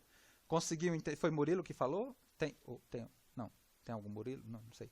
Consegui entender, professor. Realmente, fica tracionado embaixo. Está tracionado embaixo. Então, gente, olha só. Essa situação, né, de momento aqui é a situação positivo, né? É a situação, porque isso eu estou falando na sessão. É como se eu te desse um exemplo qualquer dizendo assim, olha, o momento é nessa direção.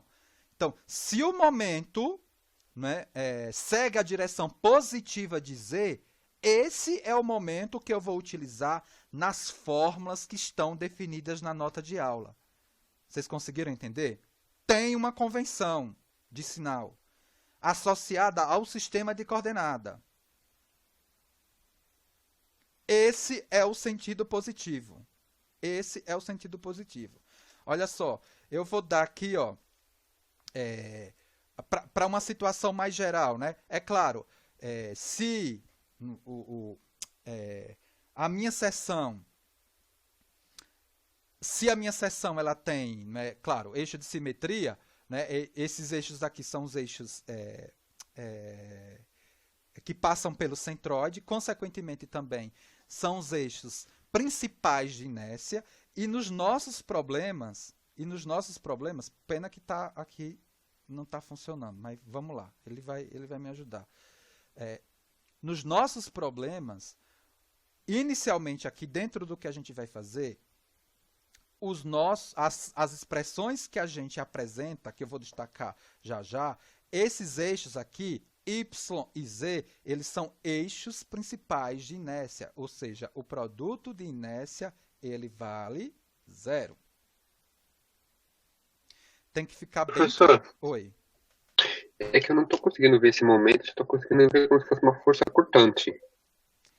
E na direção do eixo Z, eu não estou conseguindo ver um momento. Tá, então vamos lá. O que é que acontece? Geralmente, quando você representa vetor momento, você representa por duas flechinhas, tudo bem? O momento é uma grandeza vetorial, né, onde, pela definição, ela é dada, né, é R, vetor posição, vetor, é produto vetorial. R, vetor F. E ele, se é produto vetorial, ele segue a regra da mão direita. Tudo bem? Segue a regra da mão direita. Então, então o que é que acontece? A regra da mão direita, ela significa o quê? Que você pega o polegar, coloca na direção do vetor, eu estou assumindo que essa direção aí é uma direção positiva, né, dentro do que eu estou apresentando, e os dedos, ele me dá a tendência de giro. Você vai ter que quebrar a munheca aí. Tá? E aí você pode pegar, por exemplo, uma régua ou uma folha, como eu falei. O cortante seria o quê? Uma força que desliza em torno de Y. Essa representação aqui, ela não desliza em torno de Z. Não é uma força que tende a deslizar. Isso daí é um vetor, né, que tende, né, a flexionar, a mudar a curvatura em torno de Z. E a regra da mão direita te dá essa tendência de giro. Você pega o polegar, joga ali e você rotaciona em torno de Z. Deixa eu aqui abrir a câmera e pegar, porque o negócio aqui não tá me ajudando. E aí eu abro a câmera e te mostro, eu acho que vai ficar mais fácil para você enxergar, tudo bem? Só um instante aqui que eu vou pegar o material aqui.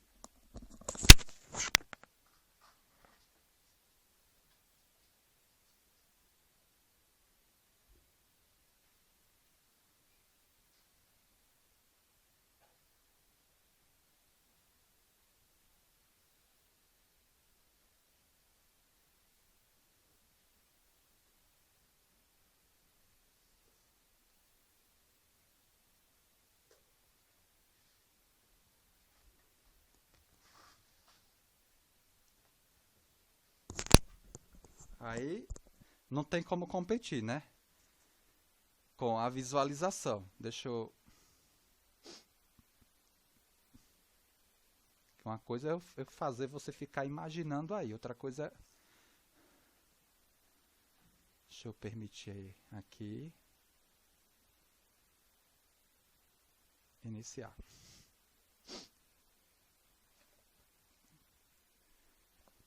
Agora...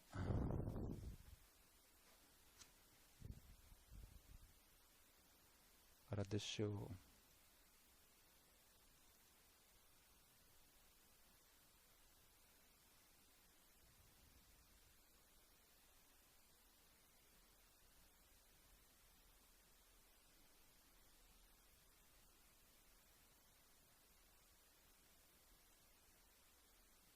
Foi. Vamos lá. E eu vou deixar gravando aqui, porque aí fica mais fácil para o pessoal que está vendo no vídeo. Tudo bem, gente? Deixa eu compartilhar aqui a minha tela, que aí vocês me veem melhor também, ao invés desse negocinho aqui pequenininho. Estão me vendo aí? Olha só o que eu estou falando. Deixa eu ver se eu desligo aqui, se fica uma luz melhor. Ficou. Tudo bem? Essa seção daqui, ó, essa seção daqui é a seção YZ. Z. Perfeito? Ó. E a caneta aqui é o Z. Ó. Tudo bem? E aí o que eu estou falando para você é o seguinte, olha, o polegar, essas duas flechinhas, elas me representam o Z. Elas me representam a direção do vetor, que tem que seguir a regra da mão direita. O polegar, ela segue a direção positiva de Z. Olha o que isso me faz aqui, ó. Olha o que essa tendência de giro aqui me faz, ó. Ó, na barra, ó. Ó. Agora eu vou mudar para cá, tá? Ó. É como se o Z agora tivesse assim, ó. Ó. Tudo bem, ó? Furando o seu olho. Olha o que o Z me faz, ó. Os dois polegares aqui, ó, o da mão direita aqui, ó, e o da mão esquerda, só para mostrar a flexão. Ele faz o quê? O sorrisinho ou a tristeza? Ele não faz isso daqui, ó. Deixa eu pegar o outro macarrão de piscina. O que você estava imaginando era isso daqui, né? Que ele estava fazendo isso daqui, né? Ó. Não, esse vetor não me representa isso. Essas duas flechinhas, elas me representam isso daqui, ó. Elas me representam a flexão. Isso daqui, ó. Mudança de curvatura no plano x, y. Cuidado, porque eu posso ter flexão aqui também, ó. Se eu colocar o polegar na direção y, olha o que acontece, ó. Ó. A flexão, ela está fora do plano xy. Que é uma outra situação que a gente vai mostrar. Já, já, de expressão. Ficou mais claro agora? Ó, é essa flexão aqui, ó. O Z, o polegar... Aí, Ah, tá. Agora sim. conseguiu entender?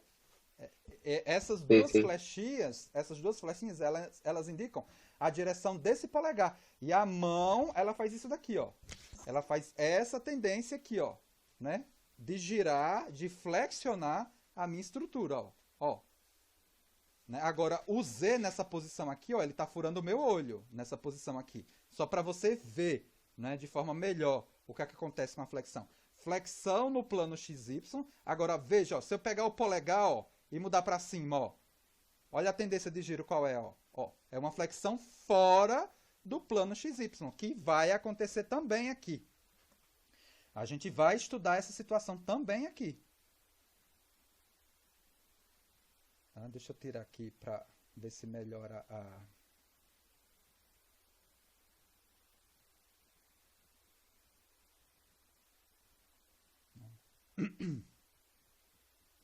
Ficou mais tranquilo agora? Conseguiu enxergar? Sim, consegui sim. Valeu. Perfeito. Então, ó, o que é que acontece? Essas expressões que eu vou dar agora, né, que já estão também na nota de aula, na verdade, elas têm um conjunto de sinais e apresentação. Gente, cuidado, para esse sistema que eu dei. Né? É para esse sistema que eu dei. Né? Do X positivo furando o seu olho, para o Y positivo para baixo, para o Z da direita para a esquerda, né? Para o momento positivo Z com o polegar, né? Ou seja, com a direção de Z no sentido positivo de Z. E aí eu iria apresentar para vocês essas expressões, né? Depois iria colocar a situação de flexão pura, a flexão oblíqua, com a situação de sentidos positivos de MZ e MY, tá?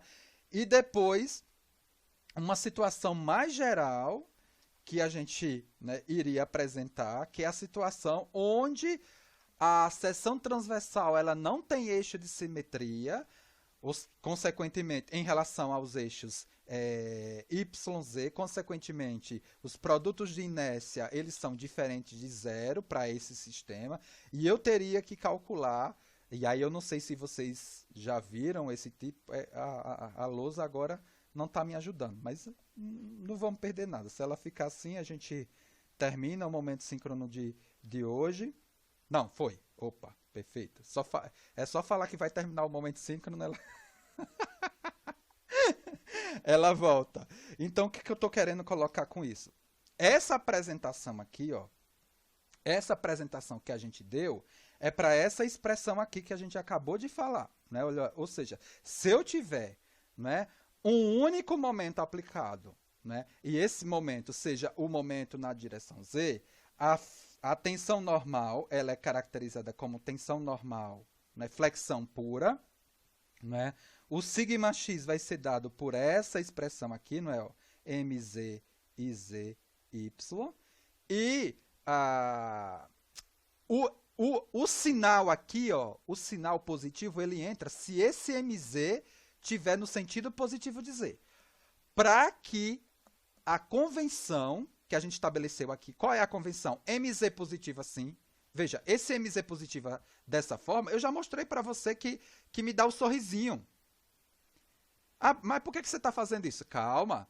Quando eu colocar a situação, né, de pura oblíqua, onde eu tenho mz e my, a gente não vai conseguir saber onde é tração e compressão assim tão fácil. A gente vai ter que assumir, né, vamos dizer assim, a convenção, claro, assumir a convenção com coerência, no sentido de, olha, os sinais positivos, eles são esses nessa configuração, congelado. E aí o que você obtiver vai ter coerência com o sinal da tensão normal, né, com o sinal clássico da convenção da tensão normal que é estabelecida, que é tensão normal negativa, compressão, e tensão normal positiva, tração. Vocês estão entendendo? Tá. Então, aqui a gente tem a flexão, né, a pura normal. Aí o que é que acontece? Eu posso ter essa flexão, né, pura normal com essa situação em Z, e aí eu vou facilitar, vamos fazer isso só para você entender. Eu posso ter também, ó, a flexão pura normal fora do plano XY, não é? Ó? Eu posso ter aqui, ó, a flexão pura normal com o momento, né, aplicado aqui, ó. Veja. Se eu aplicar aqui, a tensão que surge aqui ainda, no ponto, é a tensão na direção X. Só que é como se você pegar o macarrão de piscina, você, ó, nessa daqui de cima, você vai ter essa flexão assim, ó, né, ó. Você vai ter essa flexão assim. Pensando que você está, né, que eu estou fazendo uma coisa aqui na tendência, né, de mostrar a flexão no plano XY. E aqui não. Aqui você vai ter uma flexão fora do plano XY. Você vai ter uma flexão saindo do plano XY, mas ainda é sigma x. E o sigma x aqui, ó, ele também é dado por uma expressão similar a essa, só que é my, o eixo de inércia é em torno de y, e a tendência de giro, né, ou seja, o ponto que eu pego é o ponto na direção z. E é a mesma coisa, se você pegar, né, o momento e botar para cima, o que é que você vai ter? O macarrão, né, vai se aproximar do seu peito. Né? Aí você vai ver a tração justamente na direção positiva de z. Aí bate com a lógica do que a gente estabeleceu aqui, ó. Tá? E aí, ou seja, um ponto aqui positivo, com esse positivo, vai me dar um sigma positivo. Né? Porque eu não posso, né, vamos dizer assim, assumir uma expressão com um sinal que quando eu colocar, né, as coisas aqui, me dê uma coisa incoerente com a física realmente que acontece. Então, muito cuidado. Tá? Por quê? Porque a gente vai ver aqui, ó, que eu posso ter essa flexão simultânea, né? Que é a flexão pura oblíqua, que é essa daqui, ó, né? Eu tenho a flexão, a que eu mostrei é a flexão pura, né? E essa aqui é a flexão pura, só tem momento, né? Por isso que é pura, e oblíqua, porque eu vou ter momento tanto em z quanto em y, ou seja, eu vou ter um momento resultante que é oblíquo, não é, ao meu sistema YZ original.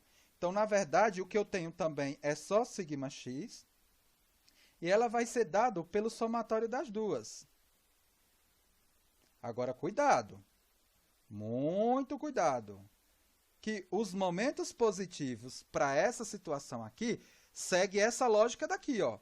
Eu vou pegar agora uma seção transversal qualquer, ainda que, né, os eixos Y e Z são eixos principais de inércia, tá?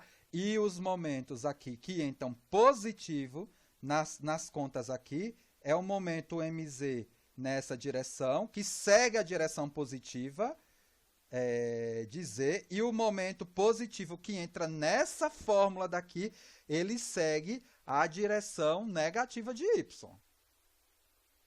É convenção.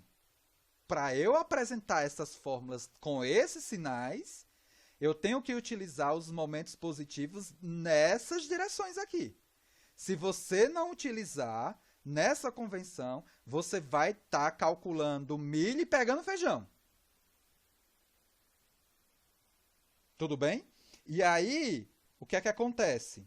Se eu não mais considerar, por exemplo, se eu tiver com a seção tipo essa aqui, ó, essa seção tipo Z, é uma seção simétrica, gente? Por exemplo, em relação a esses eixos aqui.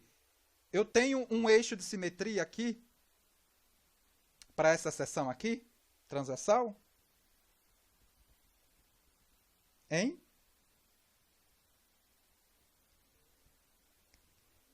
Essa seção aqui, por exemplo, essa seção retangular é simétrica, né? Eu tenho um plano aqui de simetria em relação a Y e a Z. Ela, na verdade, é de dupla simetria. E essa seção Z aqui? Para esse sistema de coordenadas, Z, Y aqui. Bom, pelo menos eu não estou enxergando simetria. Ó. Se eu pegar aqui em relação a Z e trouxer essa, né, tentar tombar essa parte de cima para baixo, eu não consigo reproduzir. Na verdade, ela vem para cá, né? Ó. Ela fica para cá, né? Ó. Ela fica para cá. Eu não consigo. Nem essa de cima, né? Ela vai ficar para cá. Se eu quiser tombar em relação né, em relação ao eixo Y, né, isso daqui vem para cá, se eu espelhar. Então, eu não estou recuperando simetria nenhuma aí. Então, essa seção não é simétrica. Se ela não é simétrica, o produto de inércia aqui, ó, é diferente de zero. Se é diferente de zero, gente, eu não posso utilizar essa expressão aqui, não, para calcular a estimativa de tensão normal. Não, se tiver só, por exemplo, o MZ, eu não posso utilizar essa expressão aqui, não, para calcular isso daí. Tensão normal. Não. Se eu tiver só MY, numa seção tipo essa, eu não posso, não, utilizar essa expressão. Eu tenho que utilizar, ó, essa expressão daqui, ó, obrigatoriamente. Ah, professor, isso aí tá muita mágica, eu nunca vi isso, não. Vai ter que recuperar lá. Né? Vai ter que recuperar lá em mecânica dos sólidos. Né? A gente vai... Tem no livro do Megson também. Né? Olha a expressão que é. Ó.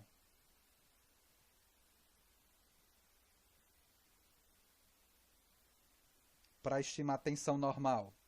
Na flexão, né?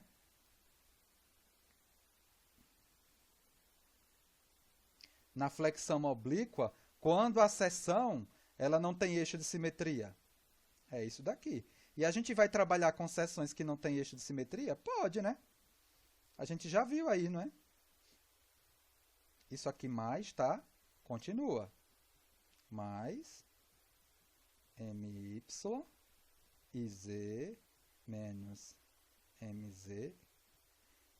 Quem se assustou com essa expressão, vai pegar lá no livro de Mecânica dos Sólidos, ou no livro do próprio Megson, naqueles capítulos iniciais que eu dei lá, e vai ver justamente esse tópico de flexão para a condição de flexão oblíqua em seções, né, que não tem, né,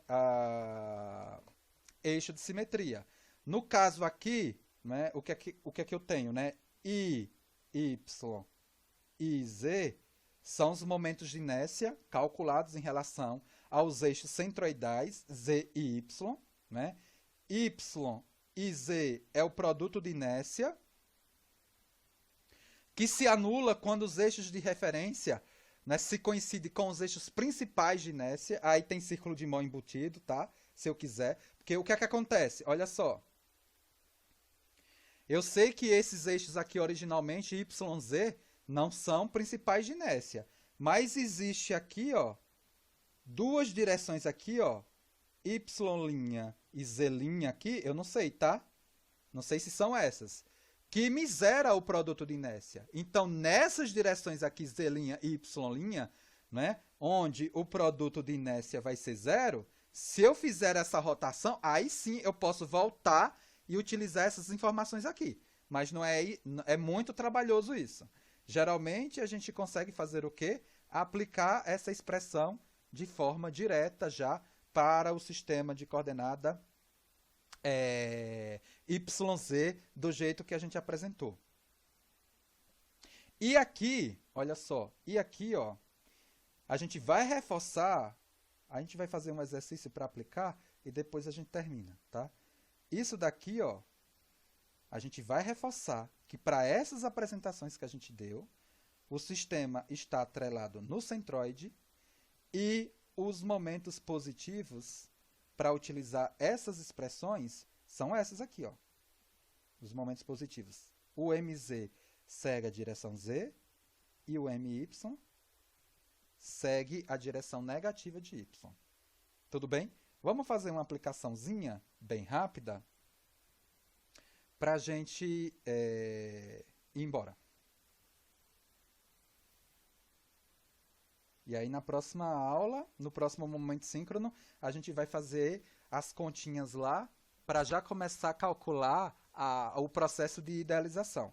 Então esse é o exemplo 3 do nosso curso, né, que o 1 foi aquele de tubo reforçado. Não, desculpa, o 1 foi o tubo pressurizado, não é?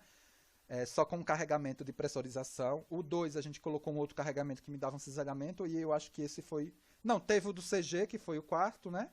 O terceiro e esse é o quarto. Isso mesmo. Exemplo 4. Olha só. Equacionar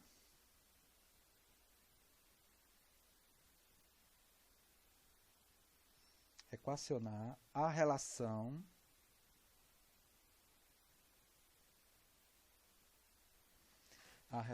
para o cálculo da tensão normal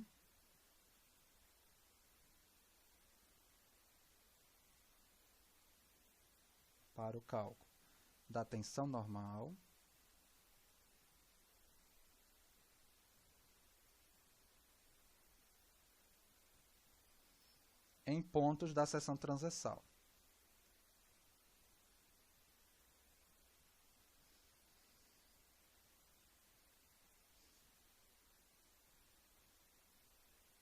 Da seção transversal indicada na figura.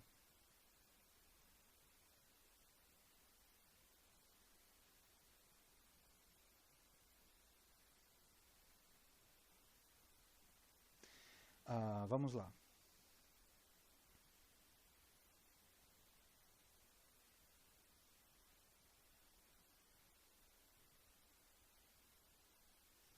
É uma seção aqui em Z.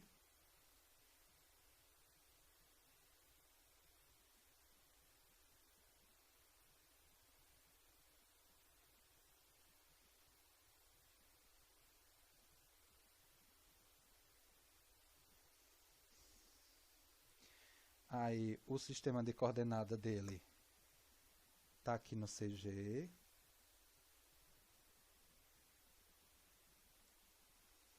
É o Z e o Y.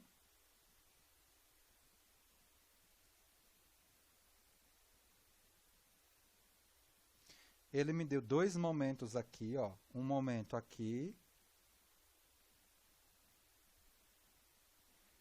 Né? E ele me deu um momento aqui. Eu vou dar os valores, tá? E ele me deu um momento nesse sentido, o MZ, e me deu um momento MY nesse sentido. Bom, é uma tensão normal pura, oblíqua, simétrica, assimétrica. Veja, como é que eu sei se é simétrica ou assimétrica? É só olhar a seção transversal. Né? A seção transversal é simétrica ou assimétrica em relação aos eixos centroidais? Essa é a pergunta. Assimétrica. Perfeito. Assimétrica.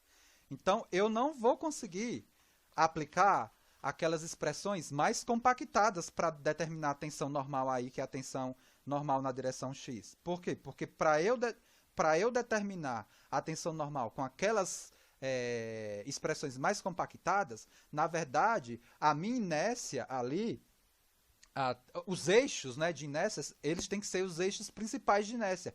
Ou seja, o produto de inércia é nulo, que não é o caso dessa seção transversal aqui para esse sistema de coordenada. Não é. Né? Eu não posso utilizar obrigatoriamente... Desculpa, não é esse valor. Não. O que foi que eu fiz? Aqui. Deixa eu apagar aqui. Não é essa a situação. Obrigatoriamente, a gente vai ter que utilizar aquela expressão, né, maior para poder fazer estimativa, né, de tensão normal com uma consideração de informação que eu já estou dando aqui. Né? Eu já estou dando a informação. Estou sendo bonzinho, que eu poderia ter dado as medidas e pedir para você calcular a característica geométrica, que é inércia e produto de inércia. Mas isso daqui não é o objetivo do curso, né? O objetivo do curso não é ensinar a calcular inércia, não. Que é só justificar alguns elementos necessários aqui para a estimativa, né, dos modelos de tensão para os modelos idealizados. Outra coisa, cuidado, tá? Que produto de... A dimensão do momento em Y é quilonewton por centímetro, né? Isso, eu errei aqui, desculpa. Que eu olhei aqui a unidade de inércia e acabei me confundindo. Isso mesmo, obrigado. E aqui também está errado, tá?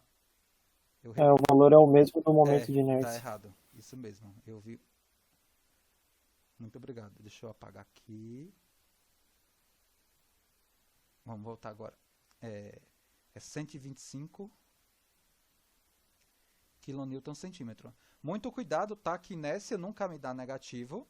Agora, produto de inércia, eu posso ter, né, um valor negativo, tá? O que é que eu estou falando com isso daqui, ó, em relação à seção transversal? A seção transversal, como ela é assimétrica, eu não posso utilizar essa expressão aqui, ó, para fazer estimativa de tensão normal. Eu não posso, de forma alguma. Essa seção transversal, ou essa expressão aqui para estimativa de tensão, né, flexão pura oblíqua, se somente se, né, o sistema de eixos ele for tal que ele seja principal de inércia, ou seja, o produto de inércia ele seja nulo. Isso acontece com seções com um plano de simetria. E aí você já mata essa situação. Para seções sem, né, plano de simetria, né, a gente não pode utilizar essa expressão. Obrigatoriamente, a gente tem que utilizar, ó, essa expressão daqui, ó, né, aquela expressão que a gente já tinha mostrado, que é qual? Ó, sigma x é igual a mz e y menos my e yz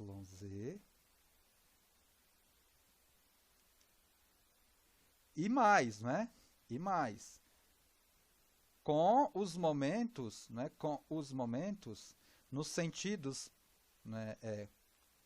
Os momentos positivos nos sentidos que a gente definiu na nossa convenção de sinal.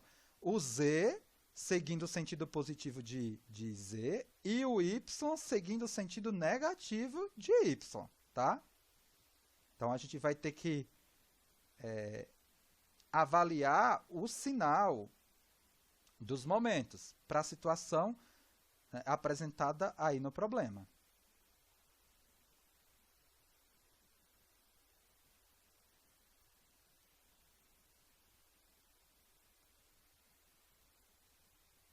Ó, na nossa situação aqui, deixa eu pegar aqui, ó.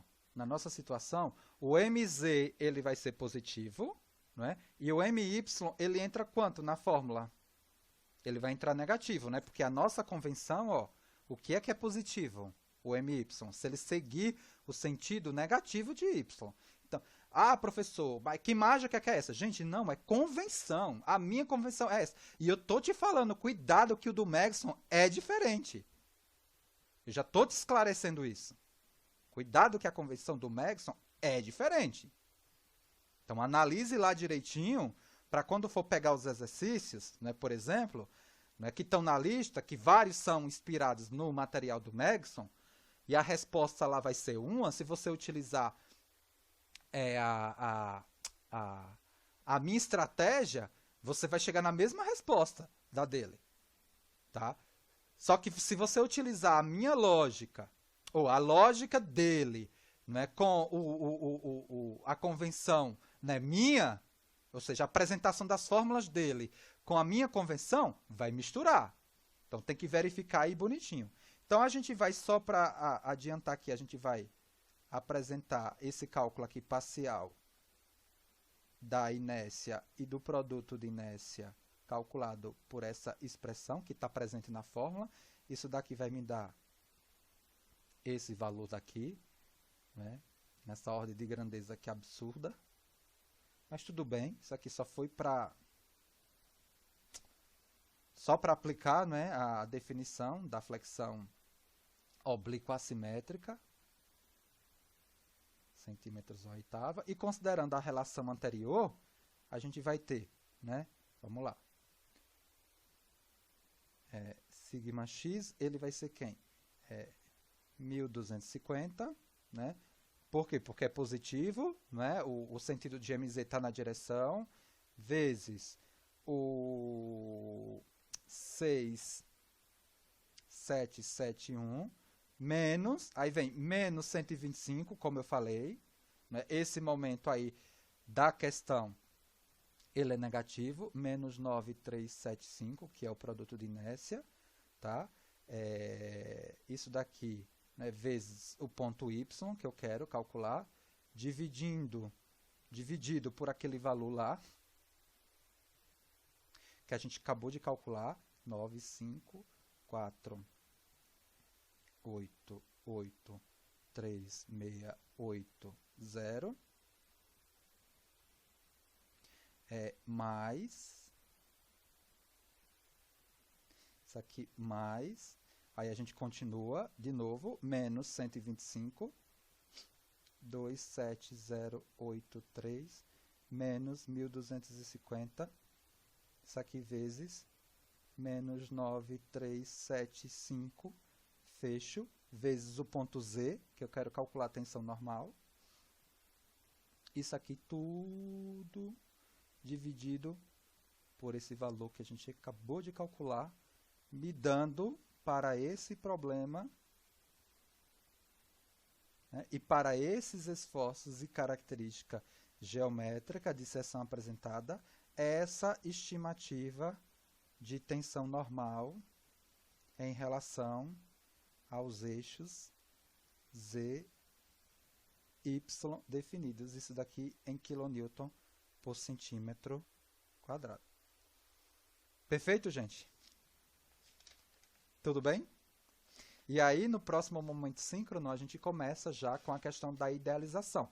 E aí, por que eu estou apresentando essas expressões? Porque o modelo idealizado, ele utiliza justamente da teoria de flexão para caracterizar todo o desenvolvimento da idealização. Então, sem vocês terem a noção desses modelos de flexão, fica difícil eu justificar o processo de idealização. Tá bem? Eu vou salvar aqui até o próximo, né,